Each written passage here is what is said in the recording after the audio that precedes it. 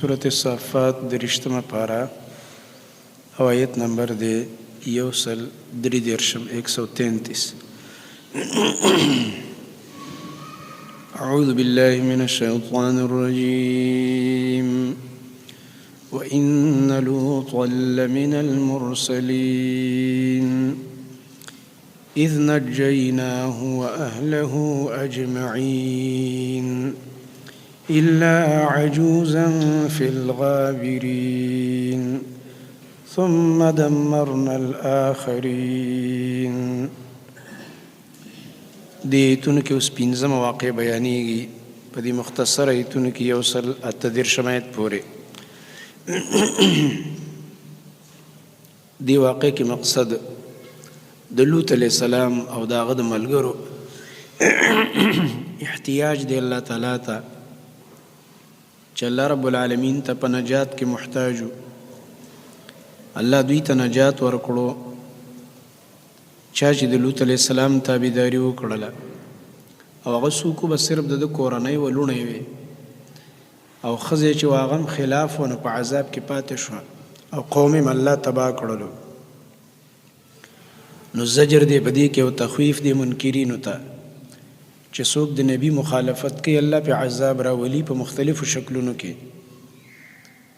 بیا دلته د دې قوم د عذاب چې کومه اصل وجه ده یو شرک دی او شرک سره سره دویم کار هغه بې حیایي ده او انسان کې چې کله بې حیایي راشي نو د دې د وجې نه نور سپک خویونه او سپک کارونه او بد اعمال هم پکې را داخلېږي.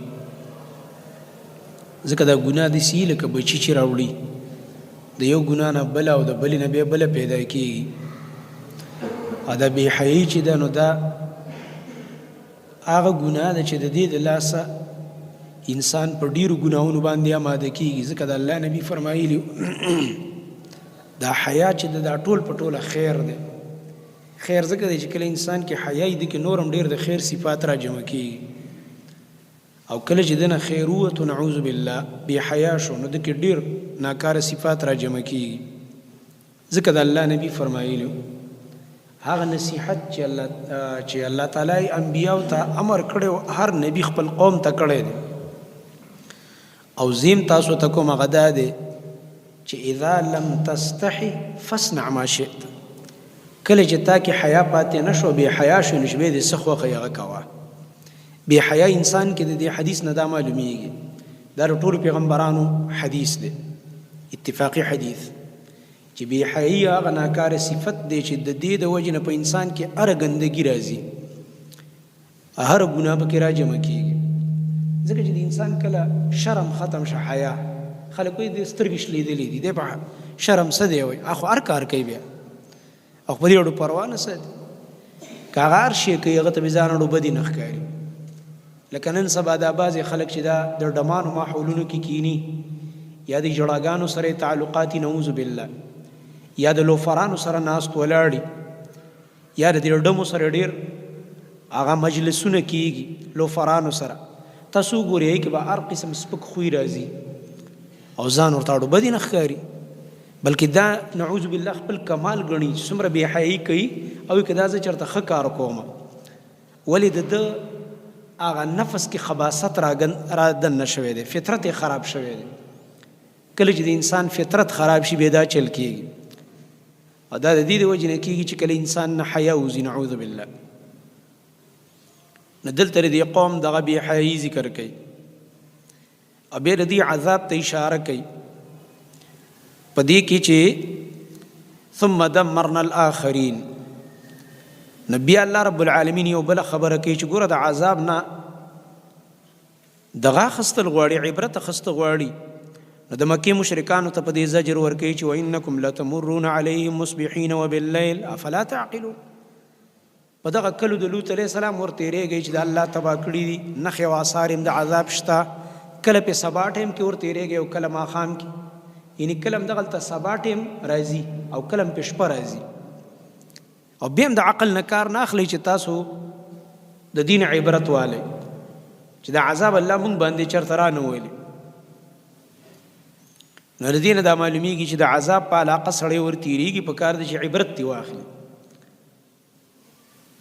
وان لوطا ويقنا لوط علیہ السلام لمن المرسلین خامخا در علیږلی شو پیغمبرانو نو د انبیاو په سلسله کې دا یو رسول الله غلی دی اذ نجیناهم کله چې مونږ هغه له نجات ورکړی و اهله او د هغه کورنۍ ته اجمعین ټولو ته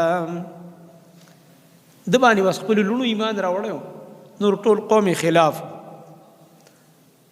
ځکه دا ارمان هم کړی دی سورې هود کې تیر شوي دي چې دوی ویلي لو ان لی بکم قوه او آوی الی رکن شدید ارمان دی زما ستاسو په مقابل کې یا زما سره طاقت وي بس سم د جنگ لایق چې جنگ در سره وکما خو دومره ده چې انبیا هم اسبابو ته ګوري که نه طاقت یې او آوی الی رکن شدید یا ما پناهیه سلولی یو خاندان مضبوط ته یعنې دلته کورنۍ هم دغلته نه وه که نه دا د بل ځای دی بل قوم ته الله لیږلی دی هلته د کورنۍ نه وه یعنې هغه خلک چې وایي زما څوک پشتیباني نه کوي چې ملا مې پې مضبوط وي خاندان او کورنۍ نه وه نو دې ارمان یې وکړو که زما خاندان وي دلته زه مضبوط وي ملا مې کلکه وي بیا مې هم در سره کتل خو دا دی چې بس کمزوری یم څه به وکړم دعوت یې ځکه کوو د هغه خلکو د اصلاح دپاره نصیحت یې کوو خو چې کله هغوی نه سمېده د الله عذاب راغی دلته به د عذاب تذکره نه ده کړې خو صرف اشاره یې ورته کړې ده هغه قرآن کې نورو ځینو کې ځای په ځای ذکر دی لکه سورې هود وغیره کې چې الله رب العالمین فرمایي موږ د دې کلي د دې آبادۍ دا چتونه دا مو له راښکته کړه فجعلنا عالیها سافلها د چتونه مو له راښکته کړه مانه کلی یې پې الټه کړلو او د اور د کاڼو باران هم پې شوی دی ولې د دې وجه دا ده چې دې کې بې حیایي وه او د هلکانو سره بې بدکارۍ کولې نعوذ بالله دا غیر فطري کار او د لوط علیه السلام نصیحت یې نه منلو نو داسې قوم چې هغه بدکار یې هغه رجم کول غواړي نو د لوط علیه السلام خو طاقت وونه کنی چې پیغمبر سره طاقت راځي هغه فورا اسلامي نظام قایموي او حدود جاری کوي د الله ځمکه هغه داسې نه پرېږدي چې د الله قانون او د الله حدود دې پې نه دا خو مسلمان د سره برداشت کولی نه شي چا کې چې ایمان او غیرت چې د الله نافرماني دې کېږي او حد دې نه او چې کله مسلمانان کمزوري طاقت یې نه څه به وکړي او چې چا سره طاقت دی او ځان ته وایي مسلمان او هغه دا کار نه کوي ده سره به الله قیامت کې ګوري د الله عذاب سره به دا مخامخ کېږي دغه ظالم او بدبخته چې ځان ته وایي د مسلمانانو مشر او حکمران او دا هغه ظالم او بدبخته دی چې د الله قانون د الله په ځمکه دی نه جاري کوي د الله رب العالمین د دین نفاذ دی نه کوي او طاقت یې شته دی او بیا یې نه کوي او هغه الله په دې مکلف کړی دی هغه نه به الله رب العالمین تپوس کوي الا کلکم راع وکلکم مسؤول عن رعیته هر چا نه د هغه د ذمهدارۍ مطابق تپوس په قیامت کې کېږي اوس کم تپوس چې حکمران نه کېږي هغه ما ته نه کېږي ما ته خو رعیت ما او تا چې خپل داره اختیار کې څه کېږي د دې تپوس به ما نه کېږي زما او ستا وس کې چې څه دي او کوم چې د حکمران په وس کې دي هغه نه به د هغې مطابق تپوس کېږي ځکه د الله نبي د بره نه شروع وکړه چې الامام راعن امام نه مراد امامت کبرا ده کوم چې د مسلمانانو د ملک حکمران دی ده نه به ګوره غټ تپوسي نبي ورپسې نبي علیه السلام ښکته راځي نو کور مشر ذکر کوي چې ګوره سړی چې دی دا د کور مشر دی ده نه د نور تپوس د محلي تپوس هم ده نه کېږي او تا نه د بل ځای تا نه به د خپل کور تپوس کېږي ستا په دې کور کې شرک کېده بدعت کېده بې حیایي کېده د الله نافرماني کېده د دې خپلو کشرانو اصلاح دې ولې نه ده کړې په تا نه به الله دا الله زیاتې چا سره نه کوي چې یو شی ستا په واک کې نه دی والله به دې د مرۍ نه رانیسي نه زه خو په دې بازار مکلف نه یم که نه ما نه الله د دې تپوس نه کوي نصیحت کولی شم دا تپوس برانه الله کوي چې نصیحت به دې کړی وي د دې وجې نه د الله نبي فرمایي دا د کور مشر ده نه به د خپل کور تپوس کېږي او بیا د الله نبي فرمایي کله به د کور دا مشر هم نه نبی علیه السلام د عین ښکته راځي او زنانه ذکر کوي چې والمرأة راعیة لبیت زوجها دا زنانه چې د دام ذمه داره ده د خپل خاوند د کور د هغې د بچو د هغې د مال د نګرانۍ ذمهواره ده هر چا نه به د هغې ذمهوارۍ تپوس کېږي نو لوط علیه السلام خپل ذمہ داری ادا کړه چې نصیحت یې وکړلو او دې قوم هغه قبول نه کړه، هغه نصیحت یې قبول نه کړلو، دعوت یې وکړلو. نو دلته الله فرمایي بس هغه قوم مې تباه او برباد کړلو، د کاڼو باران پې وشو، د اور کاڼي او کلي پې الله رب العالمین الټه کړه، ځکه الټه کارونه یې کول. او دا ناشنا عذاب دی. په قرآن کې تاسو دا ولټوئ د سر نه اخره پورې داسې عذاب په یو قوم نه دی راغلی چې هغوی دې دا ځمکه بره او دا چتونه دې ښکته یو الله دې داسې راچولي، داسې اوچت یې کړه، هغه اسمانه پورې داسې اوچت کړه او بیا راښکته کړه. دومره الله رب العالمین غوسه کېږي په دې عمل. د هلکانو د نارینهو سره بدکاري نن سبا دا مرض څومره عام دی په خلکو کې، څومره بې حیا قوم دی چې په داسې ګنده مجلسونو پسې ګرځي، ژړاګانو پسې ګرځي او هلکانو پسې ګرځي. دا کارونه چې په کوم معاشره کې کېږي والله که ښه ورځ ویني د الله عذابونه به او په مختلفو شکلونو به خندا مندا دې نشته، جاړې به او سم به جاړې. الله رب العالمین به دله هغه عذابونه درکوي. دا خو صرف د نبي صلی الله علیه وسلم په دعا دا معاشره بچ ده چې هغه ویلو یا الله زما قوم ټول مه تباه کوه لکه مخکنو امتونه چې تباه کړي. د دوی کیس ټول آخرت ته پروت دی، نو پته نه لګي چې هلته به الله په کومه طریقه ورته غورځوي دا خلک، هلته به الله رب العالمین چې د جهنم ته ورغورځوي په کومه طریقه به ورغورځوي. ځکه دا خطرناکه خبره ده چې دا ټوله غصه درته الله آخرت ته وساتي، هلته د ټولو خلکو په مخ کې وشرموي، ټول خلک ګوري او الله دې ذلیله کړي. لغړ او بربند به په عذاب کې مبتلا وي. نبی کریم صلی الله علیه وسلم چې کله زناکار وکته، بدکار یې وکته، مختلف منظارې ورته الله رب العالمین وښودلې، نو نبی صلی الله علیه وسلم فرمایي یو تنور ته بوتللی شم، دا د کور تنور نه دی، دا د الله رب العالمین جوړ کړی شوی تنور دی، په اور کې تنور، په جهنم کې بل جهنم دی، دا د زناکارو دپاره نعوذ بالله. دا د الله داسې بدي شي دا ګناه، زنا، بدکاری، الله رب العالمین په دومره غوسه کېږي چې د هغه جهنم اور یې ورله صرف نه دی ګرځولی، په دې اور کې وله بل تنور تیاره کړی دی والعیاذ بالله. نبی صلی الله علیه وسلم فرمایي تنور مې وکتو دومره خطرناکه لمبه ده، دننه کولاو دی او خوله یې تنګه ده، او لاندې نه چې د اور لمبه راوچته شي دا خلک سړي او ښځې د ځان سره راوچت کړي او ټول چغې او کوکارې وهي او بربند دي والعیاذ بالله. بربند یې اوچته یې ورخلاصوي لکه سړی چې په دماکو کې الوزي داسې. دماکې والا خو یو دماکه کې والوزي خبره ختمه شي، دا چې دا دماکې باندې کېږي او اوچته یې ورخلاصوي دی په اور کې نعوذ بالله، مرګ هم نشته، بیا څه کې او څوک دې د خلاصي هم نشته دی او څوک دې هسپتال ته د وړلو هم نشته دی، او رب العالمین راګیر کړی او ملایکې درته ودرولي چې ګوره دا نه خلاص نشي والعیاذ بالله.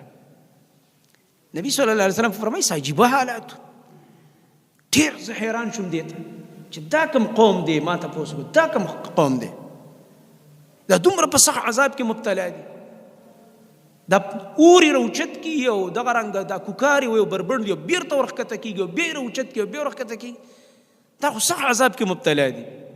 وایي ما ته جواب راکړی شو چې دا زناکاران دي، زناکار سړي او زناکارې ښځې، بې حیا سړي او بې حیا ښځې، ډمتوب، بې حیاتوب، ګانې بجانې، ګډاګانې، رقصونه، شرابونه، بدکارینې، سپک عادتونه، دا هغه خلک دی. الله رب العالمین له دا عذاب تیار کړی دی. نو د لوط علیه السلام قوم له چې کوم عذاب ورکړی شوی دی دا په قرآن کې د یو قوم هم نه دی ذکر. الله رب العالمین په دې عمل دومره غصه کېږي. الله فرمایي په دغه وخت کې ما څوک بچ کړه لوط علیه السلام او د اهل، بس هغې له مې نجات ورکړه. نو اهل کې خو ښځه هم راځي که نه، اهل کې ښځه راځي، د آیت به دې دلیل الا عجوزا، اهل بیت اول څوکي، اهل بیت اول ښځی. دا خو د روافظو د آل مجوس نظریه د غلطه باطله چې هغوی اهل بیت د نبي علیه السلام نوسي په اهل بیت کې داخلوي او بیبیانې وله نه داخلوي. عجیبه ده، دا نوسي د کوم ځای نه راغلي دي؟ دا خو د بیبیانو راغلي که نه نوسي شوي دي که نه د اسمان نه نوسي شو. نو د نبي صلی الله علیه وسلم بیبیانې اول اهل بیت هغه دي، سوره احزاب کې چې کوم ذکر دی، اول اهل بیت د نبی کریم صلی الله علیه وسلم ازواج مطهرات د نبی صلی الله علیه وسلم بیبیانې دي. بیا د نبی صلی الله علیه وسلم اولاد دی. نو دلته الله فرمایي دله مې نجات ورکړو لوط علیه السلام او د اهل ته اجمعین ټولو ته الا عجوزا. اهل کې خو ښځه داخلي ځکه ته اوس د هغې نفي کوي، د هغې استثنا ته کوي. الا عجوزا مگر هغه بوډۍ چې وه فی الغابرین په هغه پاتې کېدونکي په عذاب کې وه. فی الغابرین په هغه چا کې وه چې په عذاب کې څوک پاتې. دا څوک وه؟ دا د ده بیبي ده، د پیغمبر بیبي ده. ګوره او الله رب العالمین ورله عذاب ورکوي. بیا دا واقع چې کوم دی په دې کې یو لوی عبرت دام دی دی جمله کې چې الا عجوزا فی الغابرین. چې ګوره د الله رب العالمین نافرمانی چې څوک کوي که نه، که هغه د پیغمبر ښځه ولې نه وي چې ښځه ډېره نږدې وي، ښځه خاوند ډېره نږدې رشته ده، او د ښځې خاوند منځ کې کله کله داسې رازونه چې مور پلار هم ترې نه خبر. بعضې وخت کې داسې یو خبره چې هغه څوک پلار مور سره هم نه شریکوي خو ښځې سره یې شریکوي. او چې دغه ښځه د الله نافرمانه شوه چې د پیغمبر ښځه هم شي نو نه شي د الله د عذاب نه خلاصولی. نو زنانو ته په دې کې ډېره سخته یره ده. مسلمانانو خویندو میندو ته چې ګوره په خپل عمل خلاصه نه شوې که نه، نو په دې ټال ونه زانګې چې پلار مې مولوي صاحب دی، نیکه مې ډېر ښه عالم تېر شوی او د پیر صاحب نوسه یم او د پلاني پیر لوري یم او خاوند مې ډېر نیک سړی دی، زامن مې ډېر ښه قاریان دي او فلانین دي او حاجیان دي. نه، ته په خپله څنګه دا وایه، ته په خپله څنګه، ستا خپل عمل وایه، ستا عقیده څنګه ده، ستا مونځ او دس برابر دی، ته تلاوت په خپله کې، ته په خپله د الله عبادت او بندگی کې، ته د دین فرایض ادا کې، ته د شرعي پرده کې که نه کې، ته خپلې خبرې کوه. پلار، نیکه، رور، ماما، کاکا، بچې دا مه یادوه. هغې چې ښه دي ځان له به ښایي، په خپل عمل به خلاص شي. نبی کریم صلی الله علیه وسلم تقریر کوي، خپله ترور یم ناسته ده په بیان کې، صفیه رضی الله عنها د نبی علیه السلام ترور ده، او په دغه ځای کې لور هم ناسته ده فاطمه رضی الله عنها. خپل خاندان ته یو بیان کو، خپله کورنۍ ناسته. نو دا خپلې کورنۍ ته اول ټولو ته ویلي چې ای بني هاشمه زما کورنۍ، ای بنو عبدالمطلبه، ما نه که څه غواړئ دنیا کې رانې غواړئ چې دلی درکمه، د تره او د کاکا زامن مې یئ، رشته دار مې یئ، منډه ترړه به دله ووامه، کم خدمت د دنیا درله بیا وکم، خو یاد ساتئ ګوره د الله د عذاب نه قیامت کې نشم خلاصولی. لا اغنی عنکم من الله شیئا. نو بیا را وګرځېده، بیا خپلې ترور ته وایي ای ترورې صفیې، تا ته مې یم ډېره خوږه ترورې وه، ډېره غیرتي ترورې وه، د پلار خورې کېده. واوره زما ترورې، ګوره ته په دې ټال ونه زانګې چې زما وراره پیغمبر دی او دا به مې د لاس نه ونیسي او سیده به مې جنت ته بوځي. اوس خو وایي که نه، او ما وایي د داسې پیر سره لاس نیوکه کړې ده، پیر صاحب به مخکې مونږ به ټول ورپسې وو مریدان. صبر کوه چې پیر به یې دله په کومه لاره په لغت کړی، ته لا دا سوچ دې کوه چې پیر به دې په کومه لاره لغت کړی ملایکو او جهنم ته به روان کړی. ستا پیر خو ځان له مشرک دی، ستا پیر خو ځان له ټول بدعات او خرافات او ګندونه کوي لګیا. ته وایې پیر صاحب؟ نبی علیہ السلام ترور ته وایي زه دې وراره یم، زه دې نشم خلاصولی د الله د عذاب نه، په خپل عمل او په خپل ایمان به خلاصېږي. نو بیا هغه لور چې ډېره ورته ګرانه وه په څلور واړو لوڼو کې، ځکه کشره وه، دا کشر بچی لږ ډېر سړي ته ګراني. نو هغې ته وایي یا فاطمه، ای فاطمې د محمد لورې صلی الله علیه وسلم، واوره ګوره لا اغنی عنک من الله شیئا، زه ګوره تا هم د الله د عذاب نه نشم بچ کولی، د الله د عذاب په مقابل کې څه فایده نشم درکولی. سلینی عما شئت، څه چې دې خوښوي ما نه یې وغواړه دنیا کې، که څه غواړې چې دلی درکړم، خو که ته وایې چې قیامت کې به مې نبي علیه السلام خلاصه کي او خپل عمل به نه کوم او د پیغمبر لور یم او ډېره ورته ګران یم او نیازبین یم، نو ګوره یاد ساته دا کار نه، دا خبره په دې ټالو نه زانګې. په خپل ایمان، په خپل عقیده او په خپل یقین او توکل او د الله سره په تعلق او د الله په بندګۍ او په خپل نیک عمل به خلاصېږي.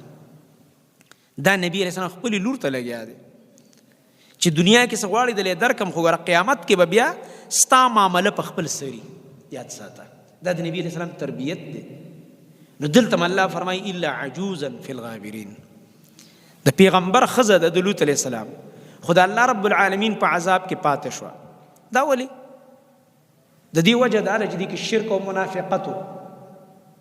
پیغمبر ښځه چې دا بې حیا نه وي، بې حیي پکې نه وه، خو منافقت پکې و.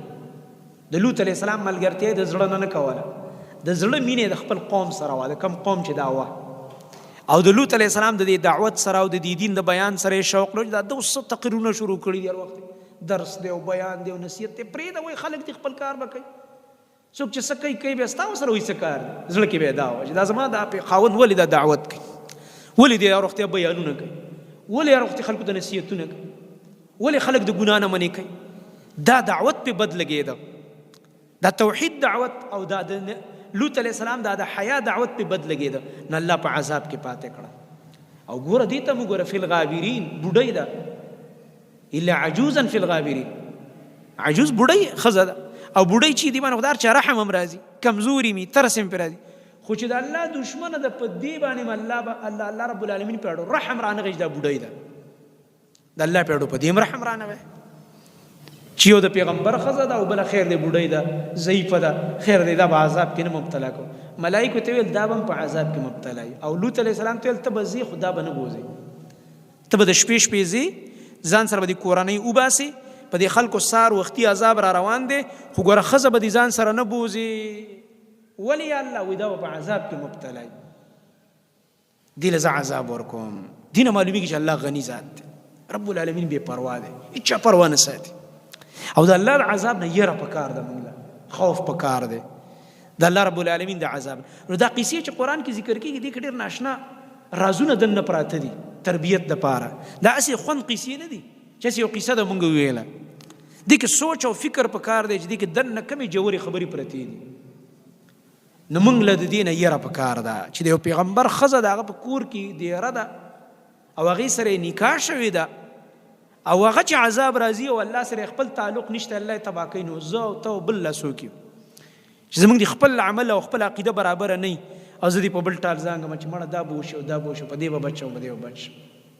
داسې نه ده پکار. ثم دمرنا الاخرین، بیا تباه کړه موږ هغه پاتې شوي خلک وروستني. الاخرین هغه نور خلک چې کوم پاتې شو په قوم کې، دا مجرمان، الله وایي دا مې تباه کړه. وانکم، یقینا تاسو، دا اوس زجر دی مشرکین مکه ته، د مکې مشرکان د دې په دې کلو به تېرېده چې کله به شام ته تله، ځکه د مکې خپله مدن نشته. اوس هم چې لاړ شي سپېره غرونه دي، داسې میوې او دغه پکې نشته مدن. څومره چې اوس هم مکې ته څیزونه راځي د بار نه راځي. دا څوک چې حج عمرو له تللی ته پته څومره چې ته خوراکي څیزونه ګورې دا د بار نه راځي، یا د بدن چې کوم اسباب دي، جوړه جامه وغیره ټوله د بار نه را روانه ده. یو هلته به دغه زمزم اوبه دي بس، نور پکې څه نشته. نه پکې د کجورو باغ به ووینې، نه به پکې چېرته د انګورو باغ ووینې، نه به پکې چېرته بله داسې ذریعه مدن وګورې. نو د مکې مشرکان به د دې تجارت دپاره شام ته تله. دلته به یې څه وکړه، دوی به اکثر د اوښان حلالول، ځکه بل څه خو نه، بس اوښ به یې حلال کړو، د هغې غوښې به یې خوړل، دا چمړې به یې وچولې. دا چمړې به چې دوی جمع کړي، دا څرمنې، دا یو تجارت ول دوی. دا څرمنې به یې واخیستې لا بړه، دا به یې شام کې خرڅې کړې. شام خلکو به دې نه شیونه جوړول، لکه اوس هم چې څرمنو کاروبار کېږي بار دنیا ته، دا څرمنې ځي که نه، هغې ته مختلف شیونه جوړوي، کوټونه او یو شی بل شی. نو د شام خلکو باندې به دوی هغه څرمنې خرڅې کړې. هغوی به راولګېدې، دوی له به کشمش او د خوراک یو شی او بل شی خوراکي شیانې به ورکړه. دوی راغه مکه کې به کور ته به یې وړلې، هغه دانې مانې چې کومې به یې هلته رااخیستې وې او څه به یې چې کوم دی بازار ته وړې خرڅې به یې کړې. دا د دوی تجارت. او بل به د بار نه خلک راتله، د حج په موسم کې نو میلې به لګېدې، نو چې چا به سره وړه دوی به واخیست او دوی به هم پکې میله ولګوله، بازار کې به څه شی خرڅ کړه، څه به یې راوړي د بار نه. نو دا به دوی بس هغه ذریعه د آمدن وه چې بار نه کم خلک راشي، موږ پې څه خرڅ کړو، به موږ سره خرڅ کړو. نو دوی به اکثر شام ته تله. نو چې شام ته به تله، د دې لوط علیه السلام په دې علاقه به داسې ورتېرېده. دا صدوم ښار و، د صدوم د دې نوم دی، د دې ښار په دې ځای به تېرېده. او دوی ته به پته وه چې ګوره دا څښه اوبه وګوره، دا مردارې بدبویه، او دا کندرات وګوره، او دا قومونه چې الله تباه کړي دي، هغه آثار او هغه لوټې موټې دا پرتې وي، ګټې مټې. نو الله رب العالمین فرمایي کله په سبا کې ورتېرېږي او کله د شپې، او عبرت ترې نه اخلئ. داسې عذاب به زه تاسو له هم درکم. ګوره نو الله فرمایي وانکم، یقینا تاسو یې مکې والاو لتمرون علیهم، خامخا تاسو ورتېرېږئ په دوی باندې، د دې لوط علیه السلام د قوم په دې کلو باندې ورتېرېږئ، مصبحین په وخت د سبا کې، و باللیل او د شپې په وخت کې. افلا تعقلون، تاسو د عقل نه کار نه اخلئ. دین ته معلومیږي چې د عذاب په علاقه ورتېرېدي عبرت به تیالی او د عذاب علاقو ته به چکر لنزي. چکر معنا دا چې د خوند لپاره ورځي، سیل سپاټه نه، د عبرت لپاره تلی شي، عبرت لپاره. دیو جن نبی کریم صلی الله علیه وسلم طریقه به وی دا وه چې کله به جهاد ته تلو، لکه تبوک ته تللی دی، تبوک ته هم چې ځي دا کلي لاره کې راځي، نو چې په دې علاقو به راتېرېده، رسول الله صلی الله علیه وسلم به فرمایل چې په دې کلو تېرېږئ نو جاړئ الله ته، وجاړئ. او بل به نبی علیه السلام فرمایل وی په دې علاقو کې چې تېرېږئ نو زر تېرېږئ، پاتې کېږئ پکې مه، زر تې وځئ، ځان تې زر وباسئ. دیو جن نبی علیہ السلام بدل ته پړاو هم ناچو، نور ځینې کې پړاو واچو، لکه واچوئ پړاو چې مونځ وکړو، ډوډۍ وخورو، راوړئ چا سره چې شهید طعام او دسترخوان به خوش. خو د عذاب په علاقه کې به نبی علیہ السلام پړاو ناچو، بلکې هدایات به دا صحابه کرام رضی الله عنهم ته چې دې علاقو باندې زر زر تېرېږئ، ځان تې وباسئ. دا عذابي ځمکه ده، د الله رب العالمین قهر په دې ځای نازل شوی دی. د دې ځای نه خوندونه اخیستل نه دي پکاره، بلکې د دې نه عبرت اخیسته پکار دي. وَإِنَّ لُوطًا يَقِينًا لوط علیہ السلام لمن المرسلین خامخا در لېږلی شو پیغمبرانو نه، اذ نجیناه په هغه وخت کې چې موږ هغه له نجات ورکړی و اهله او د هغه کورنۍ اجمعین ټولو ته، الا عجوزا مگر بوډۍ چې وه چې هغه ښځه د لوط علیه السلام وه، فی الغابرین دا د پاتې کېدونکو نه وه په هغه عذاب د الله تعالی کې، دا د الله په عذاب کې پاتې شو. ثم دمرنا الاخرین بیا تباه کړه موږ هغه نور خلک، کم خلک چې هغه د قوم خلک او دعوت یې د نه قبول کړی، هغه مې الله وی تباه کړه. وانکم یقینا تاسو یې د مکې خلکو ای عربو لتمرون علیهم خامخا تاسو ورتېرېږئ په دوی باندې، ردی په دې علاقو باندې، مصبحین د سبا په وخت کې، وباللیل او د شپې په وخت کې. وایي کله به چې دوی د مکې نه سار کې روان شو، نو دا پړاوونه په داسې ترتیب پخوا به پړاوونه کېده، اوس خو ګاډي دي، ګاډي خو ډېر تیز دي او جهازونه دي، نو دې پړاوونو کې به چې څوک به د مکې نه سار کې روان شو، نو دې ځای کې به شپه راتله، د شپې به ورسېد دې علاقې ته،